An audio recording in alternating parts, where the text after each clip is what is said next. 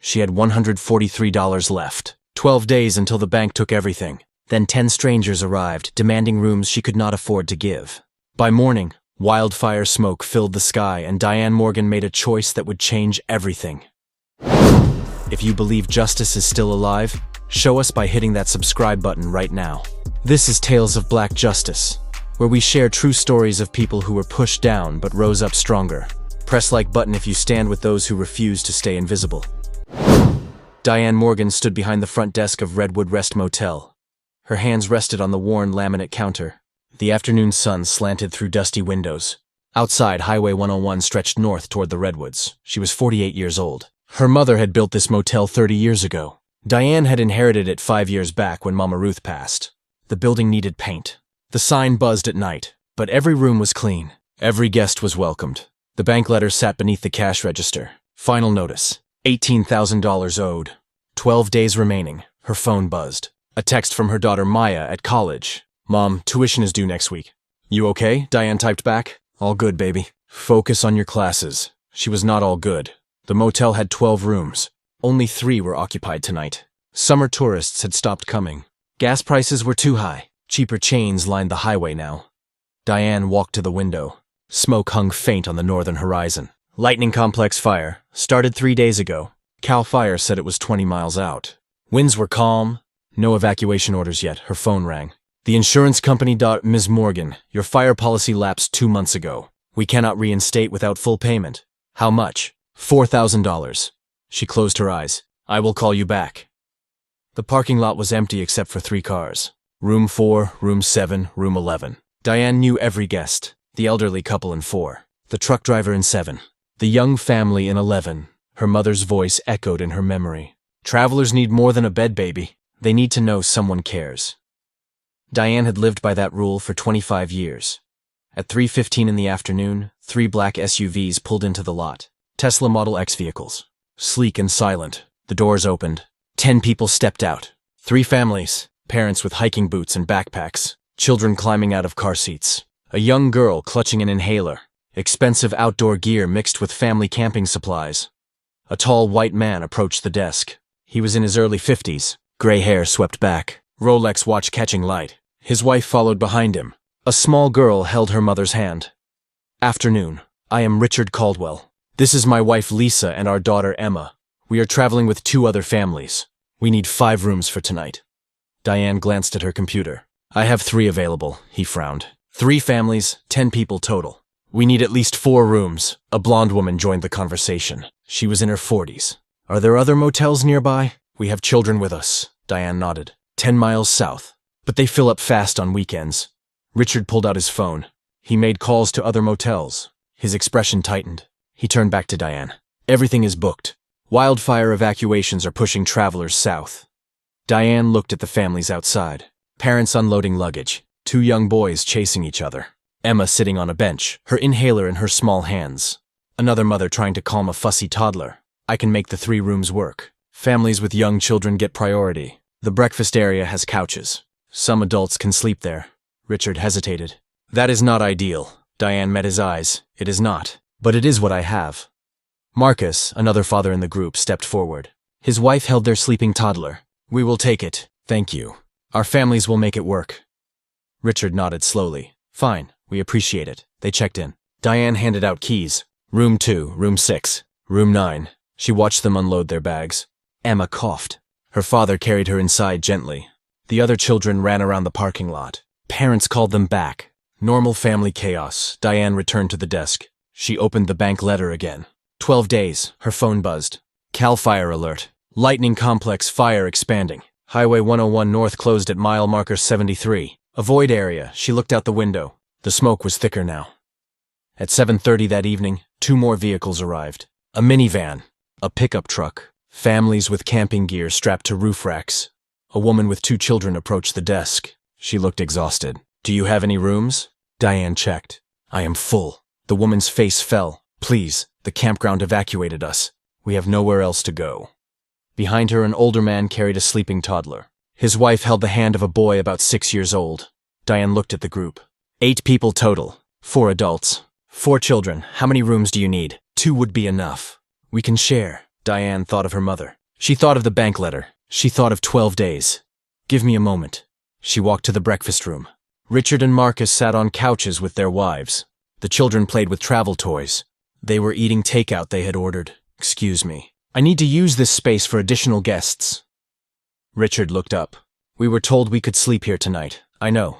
And I apologize. But families with children just arrived from evacuated campgrounds. They have nowhere else to go, Lisa spoke. She held Emma on her lap.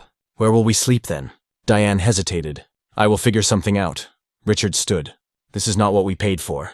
Diane kept her voice steady. You have rooms. 3 of your families are in rooms. The breakfast area was extra.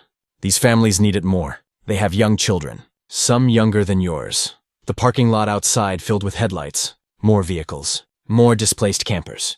Lisa touched Richard's arm. She is right. Let them have the space. Diane returned to the desk. She checked them all in. Families crowded into rooms meant for 2. The breakfast area filled with sleeping bags. Children everywhere. By 9 o'clock, 20 people occupied a motel built for 12. Richard approached Diane. Where will you sleep tonight? She gestured to the small couch behind the desk. Right here. He stared at her. You are giving up your own bed? I do not have guests often anymore. Tonight I do. They need the space more than I do, especially the children. Richard said nothing. He walked back to his room. Lisa watched Diane for a long moment, then followed her husband. Diane sat on the couch. She pulled a thin blanket over her shoulders. Through the window, the northern sky glowed orange. The fire was closer now. Diane woke at 5 in the morning. Her back ached from the couch. Smoke smell filled the air even inside. She made coffee in the small kitchenette. 30 cups, enough for everyone. By 6, guests began emerging. The camping families first, children rubbing sleep from eyes, parents looking worried. Diane set out cereal and fruit. Not much, but something. The elderly couple from room 4 approached. Thank you, dear. You did not have to do this, she smiled. Everyone needs breakfast. Richard and Lisa came out at 6:30 with Emma between them. The families gathered in the breakfast area. Jennifer's husband poured coffee. Marcus's wife tried to keep her toddler quiet. Emma looked pale. Her breathing was shallow. Diane approached with a fresh pot. How is she doing? Richard answered quietly. Asthma. The smoke is making it worse. Lisa held up the inhaler. We have this, but if it gets worse, we need a hospital. Diane nodded. Nearest one is 30 miles south. Highway 101. Richard checked his phone. His face went tight. Highway 101 is closed. Both directions. Mandatory evacuation order just came through. Everyone in the room went silent.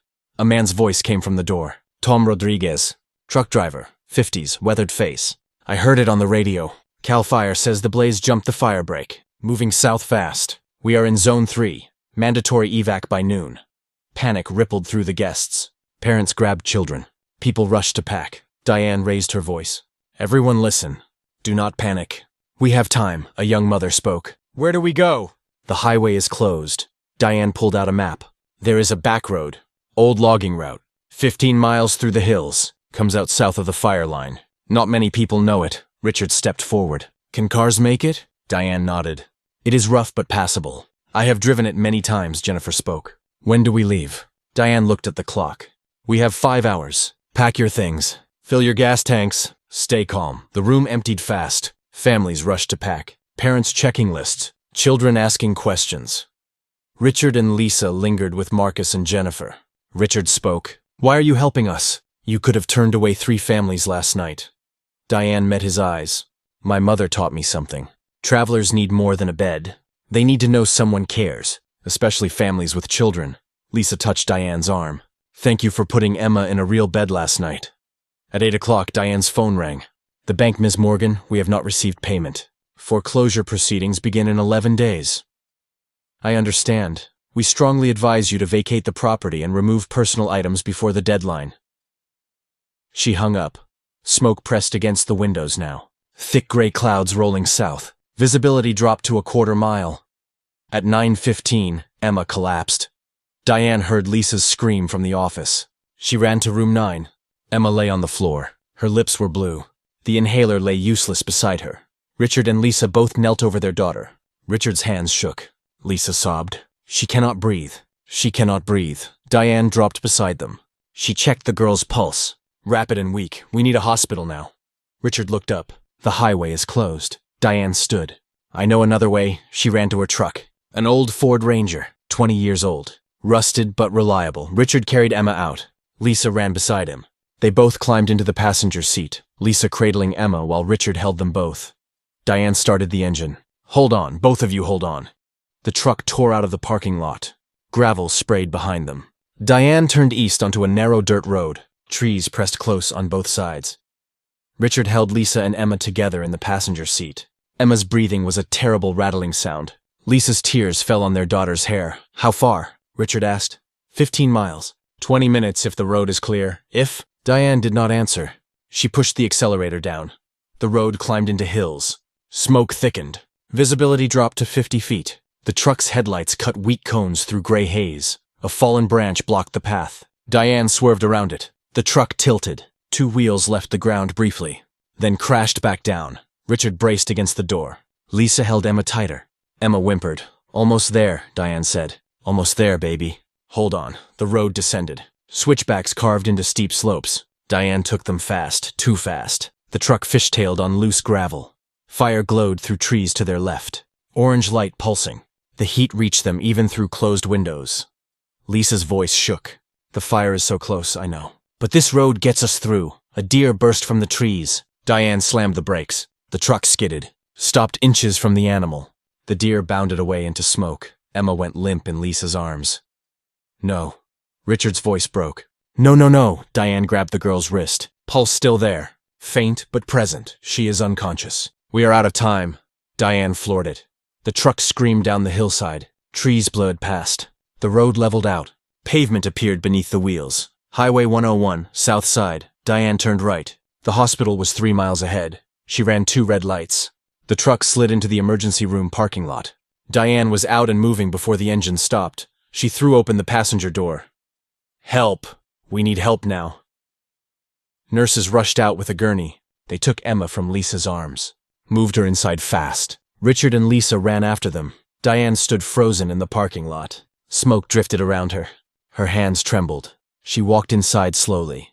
Richard and Lisa stood in the hallway, holding each other. Watching through a window as doctors worked on Emma, Diane stayed back, gave them space. A nurse approached her. You drove them here? Diane nodded. Through the fire? Through the back road. Yes. The nurse squeezed her shoulder. You saved that child's life. Diane said nothing. They waited. The hospital waiting room smelled of disinfectant and burnt coffee. Richard sat with his head in his hands. Lisa paced back and forth. Diane stood by the window watching smoke roll across the parking lot. A doctor emerged at 10:30. Navy blue scrubs. Tired eyes, Mr. and Mrs. Caldwell? Richard and Lisa both jumped up. How is she? Stable. We got oxygen flowing. Her levels are improving. She will be fine. Lisa's knees buckled. Richard caught her. They held each other. The doctor continued. The smoke triggered a severe asthma attack. Another 30 minutes without treatment could have been fatal. You got her here just in time. Richard looked at Diane. She got her here. The doctor nodded at Diane. Good work. You can see her in 20 minutes. Richard and Lisa sank into chairs together. Lisa covered her face. Her shoulders shook. Richard held her tight. Diane sat across from them. She said nothing. Sometimes silence was the kindest thing. At 11 o'clock, Richard's phone rang. Jennifer from their group. Richard, where are you? Hospital. Emma had an attack. She is stable now. Thank God. Listen, CAL FIRE moved the evacuation deadline. We have to leave by 1 o'clock. The fire jumped the ridge. Richard looked at Lisa, then at Diane. We may not make it back in time, then leave without us. Take everyone south. We will catch up. Richard, your car is at the motel. Leave it. My daughter is alive. That matters more than a Tesla. He hung up. Looked at Diane. Will they make it out? If they use the back road, yes. I drew them a map before we left. You were already thinking ahead, always. A nurse approached. You can see her now. Richard and Lisa stood together. Richard turned to Diane. Will you come with us? Diane hesitated. She is your daughter. You should have time alone first. Lisa spoke. Please, we want Emma to meet the person who saved her life. They walked to the pediatric wing. Emma lay in bed, oxygen mask over her small face. Her eyes opened when her parents entered. Mommy, Daddy. Lisa rushed to her side. Baby girl, you are okay now. Richard kissed her forehead. You scared us so much. Emma looked at Diane standing in the doorway. Who is she? Richard answered. This is Ms. Morgan. She drove us all here through the fire. She saved your life, Lisa added. She is a hero, sweetheart. Emma's eyes were wide. Thank you, Diane smiled. You rest now. Your parents are here. They left Emma with the nurses. Walked back to the waiting room. Richard's phone rang. Marcus, we made it out. All 3 families. Everyone's safe. Fire is maybe 2 miles from the motel now. Did you get your Tesla out? No, still there with the other cars. Richard, 3 Teslas. Over $300,000 total, I know. But my daughter is breathing. Lisa's here. That matters more than cars. Marcus paused. You are right. Jennifer's kids are asking about Emma. Tell them she will be fine. Thanks to Ms. Morgan, he hung up. Diane checked her own phone. 3 texts from guests. All safe. All thanking her. 1 text from Maya. Mom, I saw the news. Are you okay? Diane typed back. Safe, baby. Do not worry. She did not mention the motel. Or the fire. Or 11 days left. At noon, a woman entered the waiting room. Mid-40s, scrubs, nurse badge. She looked tired. Soot smudged her cheek. She walked to the coffee machine, poured a cup, turned around. Her eyes landed on Diane. She froze. Wait, I know you. Diane looked up. I'm sorry. Do we know each other? The woman crossed the room. Set her coffee down. Ms. Morgan? Redwood Rest Motel? Diane stood slowly. Yes, that is my motel. The woman's hand went to her mouth. Oh my God, it is you. Richard and Lisa watched the exchange. The woman pulled out her phone. She scrolled through photos, stopped, held it up, a faded image. 18 years old. A handwritten receipt. Redwood Rest Motel, room 8, balance due, 0. Note at the bottom in neat handwriting. Education matters. Pay it forward someday. Diane stared at the photo, then at the woman. You kept that? The woman's eyes filled. I was 22. Broke nursing student. Drove up to see the Redwoods before school started. My car broke down. I had $40 left. You gave me a free room. Free breakfast. You even paid for my tow truck. Diane's memory stirred. Faint images. A young girl. Crying in the parking lot. Sarah? The woman nodded. Sarah Bennett. I graduated nursing school 2 years later. I work here now. ICU nights. I have wanted to find you for 18 years. Richard and Lisa listened. Said nothing. Sarah continued. You told me education mattered more than $40. That I should pay it forward someday. I have tried. I volunteer at free clinics. I help students pay for textbooks. Because of you, Diane's throat tightened. I just did what my mother would have done. Your mother was right. And so were you. Sarah hugged her. Quick and fierce. Then pulled back. Why are you here? Richard spoke. Her motel is in the evacuation zone. She drove my wife, my daughter, and me through wildfire to save Emma's life. Sarah looked at Diane. Of course she did. She pulled a business card from her pocket. My number, if you need anything. Anything at all. You call me. Diane took the card. Sarah returned to work. The waiting room felt different now, quieter somehow. Lisa turned to Diane.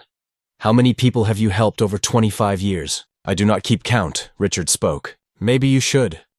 They left the hospital at 2 in the afternoon. Emma was discharged with medications and strict orders to avoid smoke. Richard carried her to Diane's truck. Lisa climbed in beside them. The drive south was slow. Roadblocks everywhere. Police directing traffic. Ash fell like snow. Richard's phone buzzed constantly. His group was safe in a hotel 40 miles south. All 3 Teslas were gone, consumed by fire along with Redwood Rest Motel. Diane said nothing about the motel. She had known it was lost the moment they left. 25 years. Gone. They reached the hotel at 4. All 3 families crowded the lobby. Jennifer rushed forward with her husband and their 2 children, Emma. Oh, thank God. The families surrounded Lisa and Richard. Emma was gently hugged. The other children touched her hand carefully. Parents embraced each other. Relief washed through the group. Marcus approached Diane. We owe you everything. Name your price. There is no price, he frowned. You lost your business, your home. Let us help. Diane shook her head. I am just glad everyone is safe. She turned to leave. Richard caught her arm. Where will you go? I have a sister in Sacramento. I will figure it out. Richard pulled out his wallet. Take this, $500. Diane stepped back. I cannot. You drove through fire for my daughter. Take it. She hesitated, then accepted. Thank you. She walked to her truck, threw her small bag in the passenger seat. A voice called out. Ms. Morgan? A man jogged across the parking lot. 50-something. Weathered face. Trucker cap. His wife and 2 teenagers followed. Tom Rodriguez. From last night. My family was in the campground group. Diane nodded. All of you made it out safe? Thanks to your map. That back road saved all 8 of us. My wife Maria. Our kids Gabriel and Sophia. The family waved. The teenagers looked at Diane with grateful eyes. Tom pulled something from his jacket. A folded piece of paper. Old, yellowed. I need to show you something. He unfolded it. A receipt. 10 years old. Redwood Rest Motel, tow truck service. $200. Paid in full. Note, your wife is waiting for you. Drive safe. Diane stared. You were the man with the broken transmission. Tom's voice cracked. 2 a.m. Middle of nowhere. You called a mechanic out of bed. Paid him yourself. I had no money. My wife was 8 months pregnant. I needed to get home. I remember now, you told me family comes first. You would not let me pay you back. Said I should help someone else when I could. Did you? Tom nodded. I drive Highway 101 twice a month. Every time I see a broken down car, I stop. I have pulled dozens of people out of bad situations. Because you showed me what that looks like. Richard and Lisa were listening now. So was Jennifer, Marcus. The whole group had gone silent. Tom continued. I have been trying to find you for 10 years. When I saw you last night, I thought maybe. But I was not sure. Then my wife found the receipt this morning. Where is your wife? Tom gestured to his family. Maria waved. The teenagers smiled. That is Maria, and those are our kids. Gabriel and Sophia. You helped us bring them into the world. Diane's eyes blurred. Tom pulled out his phone. Give me your number. Whatever you need, you call me. I mean it. She gave him her number. Tom hugged her, then walked back to his family. Jennifer approached Diane. Her eyes were thoughtful. Her husband stood beside her. How many more stories are there? Diane shrugged. I ran a motel for 25 years. Thousands of people came through. How many did you help? I tried to help all of them. Jennifer pulled out her own phone. I want to find them. Why? Because stories like this do not happen by accident. They happen because someone chose kindness over profit. Every single time, Richard and Lisa joined them. Richard spoke. She is right. We need to document this. Diane shook her head. It does not matter now. The motel is gone. Marcus spoke up. He had been on his laptop. Ms. Morgan, do you have something called a guest book? Diane paused. My mother kept one. Every guest signed it. 30 years of signatures, where is it? In the motel office, Marcus closed his laptop. Then it is gone. Diane nodded slowly. Yes, it burned. The group fell silent. Then Jennifer spoke. We can rebuild it. What? The guest book. We find the people. We get their stories. We create a new one. Richard was nodding. Lisa squeezed his hand. We have resources, time, connections. Diane looked at them. Why would you do that? Emma spoke from her father's arms. Her voice was small but clear. Because you saved me. Lisa touched Diane's shoulder. Because you save people. It is what you do. Richard met Diane's eyes. And because our families want to help you keep doing it. They gathered in Richard and Lisa's hotel suite. 2 rooms connected. Children watched movies in one room while adults worked in the other. Laptops covered every surface. Phones rang constantly. Jennifer ran social media. Her husband watched the kids. Marcus handled tech logistics. His wife managed donor database. Tom coordinated trucker networks. His wife Maria handled Spanish language outreach. Lisa managed family travel groups. Diane sat in a chair, watching. Jennifer stood at the front. Her husband held their toddler. Laptop open, screen mirrored to the TV. Okay, we need to find people who stayed at Redwood Rest Motel in the last 25 years. People Diane helped.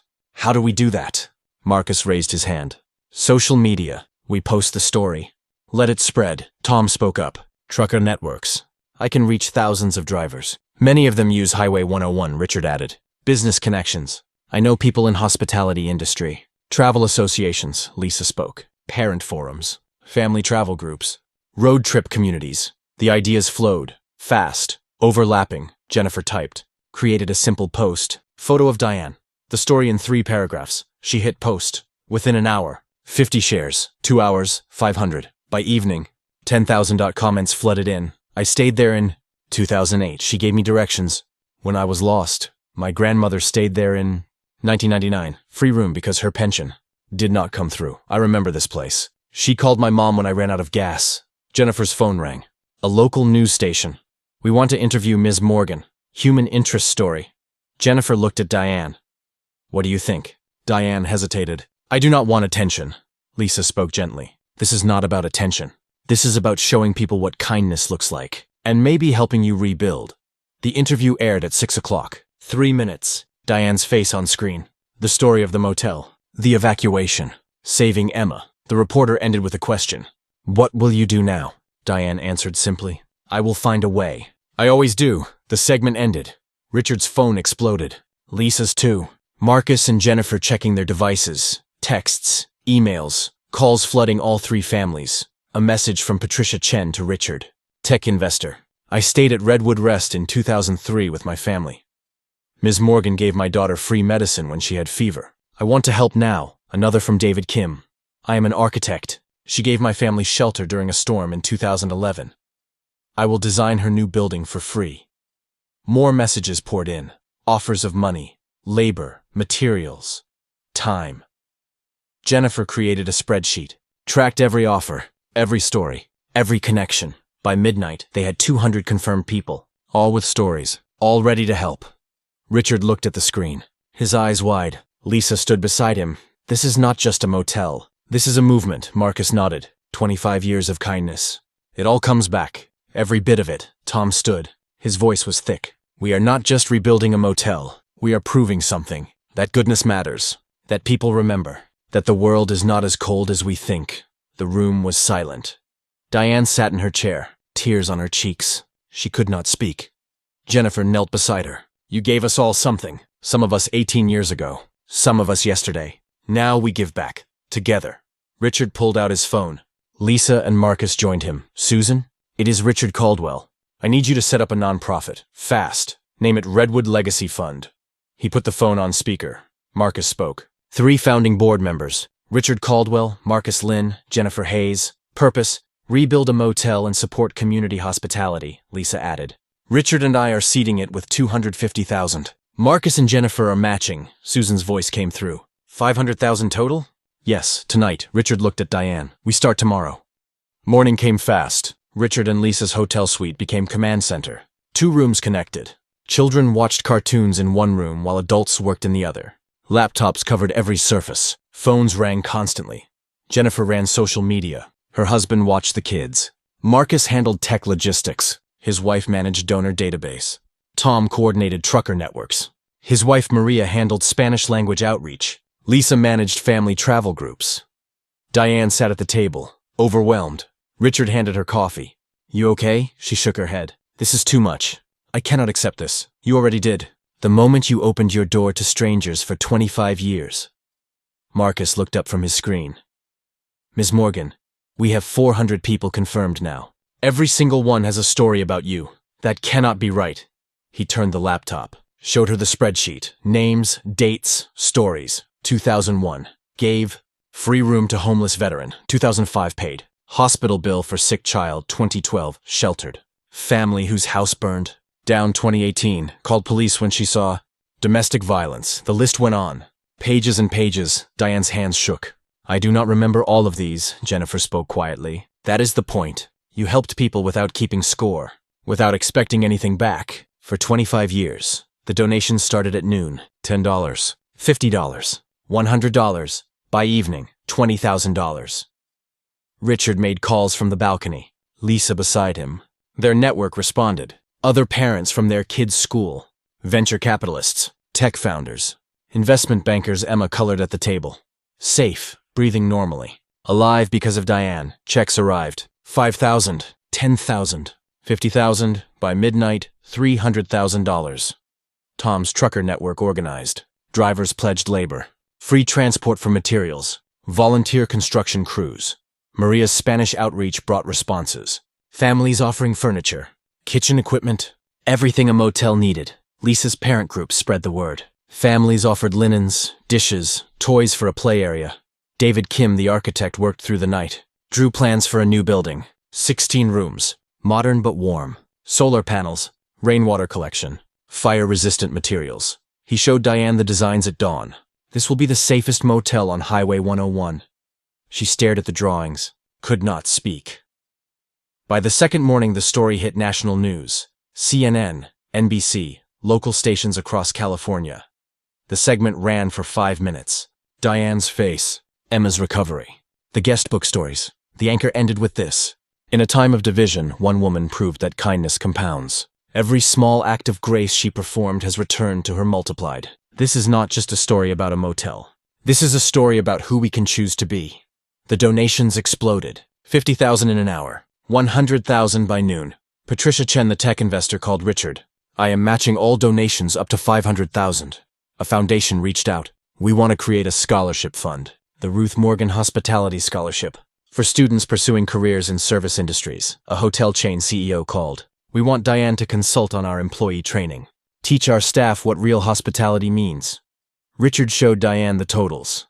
Lisa stood beside him. $750,000. In 48 hours.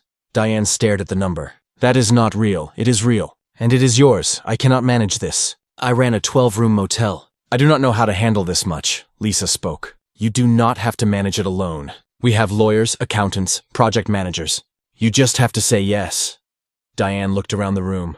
20 people working. Children playing quietly. Families helping, for her, because of choices she made without thinking twice. Why? She asked. Why are you all doing this? Tom answered. Because you showed us what the world should look like, Jennifer added. Because you never gave up on people, Marcus spoke. Because 25 years of goodness deserves 25 years of gratitude. Richard knelt beside her chair. Lisa knelt on the other side. Because my daughter is alive. Because you represent something we almost forgot exists. Pure human decency. Diane closed her eyes. Took a breath. Okay. Yes. Let us do this. The room erupted. Cheers. Hugs. Tears. They worked through the night. Filed paperwork. Set up accounts. Coordinated volunteers. By the third morning, the plan was complete. New motel. Bigger. Better. Built to last. Groundbreaking in 2 weeks. Construction time, 6 months. Opening day, March 1st. Diane Morgan would own it. The Redwood Legacy Fund would provide ongoing support. A percentage of profits would fund the scholarship program. Sarah, the nurse, called. I am organizing a healthcare worker group. We want to provide free medical services to travelers in need. Can we partner with you? Yes, of course yes. Tom organized the truckers. We will create a rest stop network. Safe places along Highway 101. Starting with yours. Lisa got the family groups involved. We will spread the word. Make sure every parent knows Redwood Rest is a safe haven. Richard handled the business side. Corporate partnerships, insurance, legal protection. Marcus built a website. The story. The mission.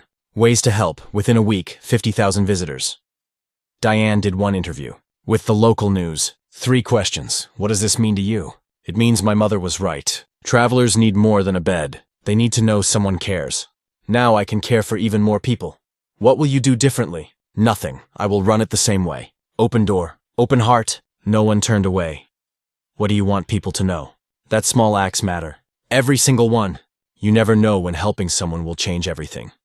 The interview went viral. 5 million views in 3 days. Diane became a symbol of hope, of persistence, of the power of consistent kindness. But she did not see herself that way. She just saw work that needed doing. 2 weeks later, they stood on the cleared lot. The old motel was ash. The new one would rise from the same earth. 200 people gathered. Press, volunteers, donors. The 3 Silicon Valley families stood in front. Emma held the ceremonial ribbon. Lisa and Richard on either side. Richard handed Diane a shovel. Our families want you to do the honors, Emma added in her small voice. You saved me. Now we help save your motel. Diane pushed the blade into soil, lifted, turned. The crowd applauded. Construction began the next day. Crews arrived at dawn. Concrete trucks, lumber deliveries, electricians, plumbers. Tom's truckers hauled materials for free. Saved $40,000 in transport costs. David Kim supervised every detail. This building will stand for 50 years, maybe more. Diane visited the site every day. Often the families came too. Emma and the other children wore tiny hard hats. Lisa brought lunch for the workers. Richard and Marcus consulted with architects. Jennifer documented progress for donors. Diane watched walls rise, watched her mother's dream reborn with a new generation's help.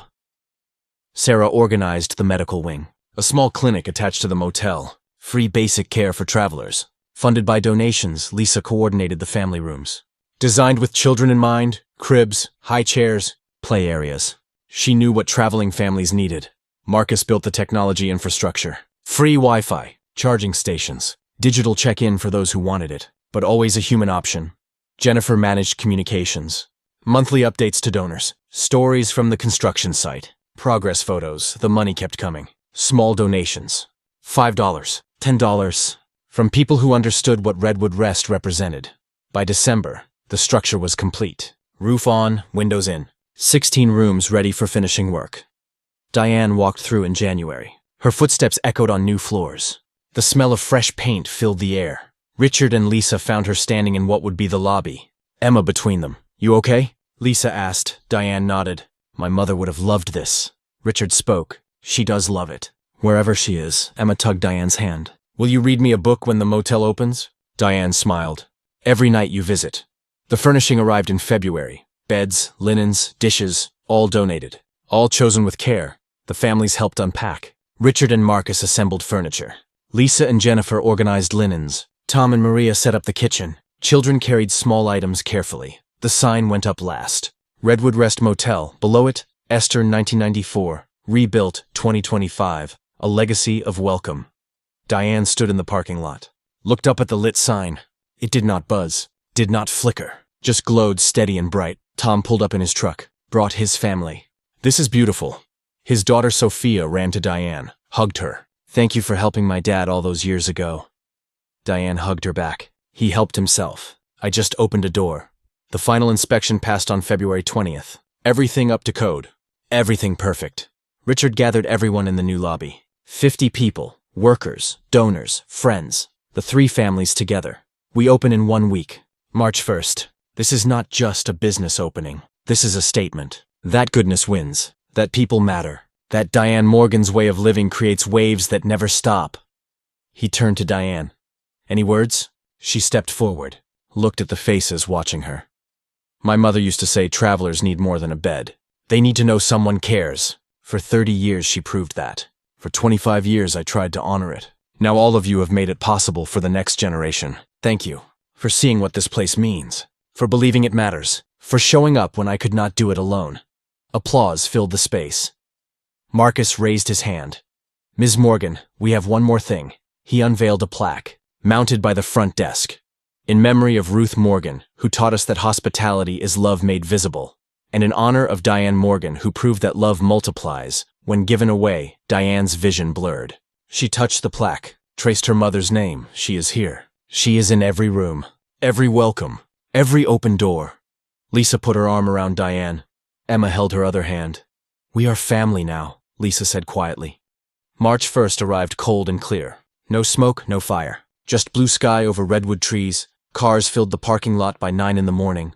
Press, donors, travelers who had heard the story.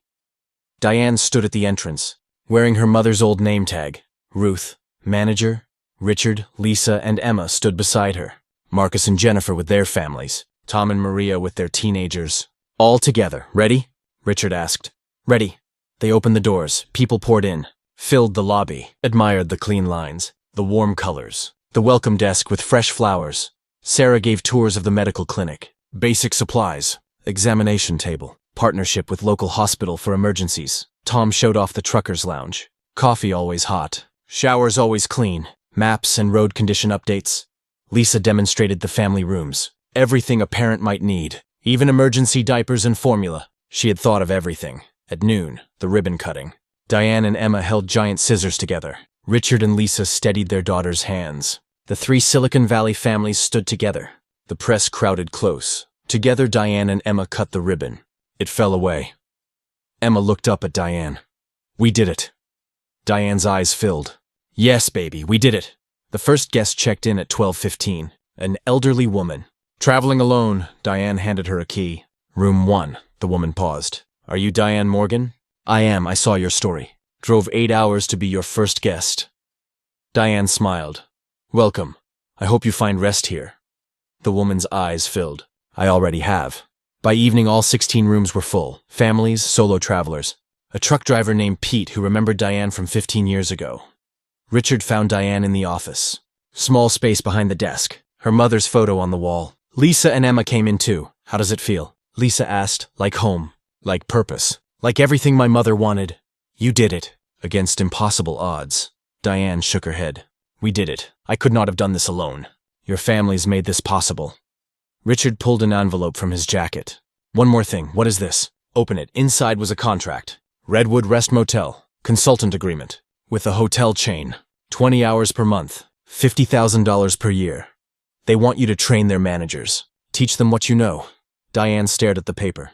This is too much, Lisa spoke. This is the market rate for changing an industry. You are not just running a motel anymore. You are showing the world what hospitality means. Emma tugged Diane's sleeve. Does this mean you can stay here forever? Diane knelt down. Yes, sweetheart. Forever. That night, Diane walked through the motel, checked every room, made sure every guest had what they needed. In room 7, a young mother traveling with 2 kids. Diane brought extra towels and coloring books. In room 12, Tom Rodriguez and his family, staying for the opening. Maria hugged Diane. Gabriel and Sophia gave her drawings they made. In room 16, Richard and Lisa with Emma. Not guests. Family now. Emma ran to hug Diane goodnight. You sleep good, Diane said. You are safe here. Always. At midnight, she returned to the office, sat in the quiet. The motel hummed with life around her. Her phone buzzed. A text from Maya. Mom, I am so proud of you. The whole campus saw the news. You are amazing, Diane smiled. Typed back. Just doing what Grandma Ruth taught me, baby. Love multiplies when you give it away. She looked at her mother's photo. Traced the frame with one finger. We did it, Mama. The legacy continues. Through the window, the motel sign glowed. Steady, bright, a beacon on Highway B. 101 travelers would find rest here. Safety. Welcome. Just like Ruth Morgan intended. Just like Diane Morgan promised. For the next 50 years and beyond. She proved something important that March. Your worth is not determined by how others see you. It is determined by what you do when given the chance. Diane Morgan spent 25 years being invisible. A motel owner on a forgotten highway. No one noticed. No one cared. Until the day everything burned down. And then the world saw what had always been there. Decades of small kindnesses. Hundreds of lives touched. Thousands of moments when she chose people over profit. If you have ever felt invisible, remember this story. Your moment is coming. Keep your heart open. Keep your door unlocked. Keep choosing kindness when no one is watching. Because someone is always watching. Time is watching. The universe is watching. And one day, every seed you planted in silence will bloom in spectacular color. Diane Morgan did not set out to become a symbol. She set out to honor her mother, to help travelers, to run a motel with love. The rest happened because goodness compounds. Because small acts multiply. Because 25 years of consistent grace creates waves that never stop. Your moment is coming too. Keep going. Keep caring. Keep believing that what you do in the dark will shine in the light. This is Tales of Black Justice. Today you saw $143 become $750,000. You saw one woman's kindness returned by hundreds. You saw proof that goodness wins. If you believe small acts create big change, subscribe now. Hit that like button and tell us about a time someone's kindness changed your life. Drop a comment. Share your story, because Diane Morgan is not unique. There are thousands like her, quietly helping, consistently caring, waiting for the world to notice. Let us notice them together. Let us celebrate them. Let us prove that kindness is not weakness. It is power that builds slowly and lasts forever. Subscribe to Tales of Black Justice, where we share stories of people who were pushed down but rose up stronger. People who chose grace when the world chose greed. People who prove that justice is still alive.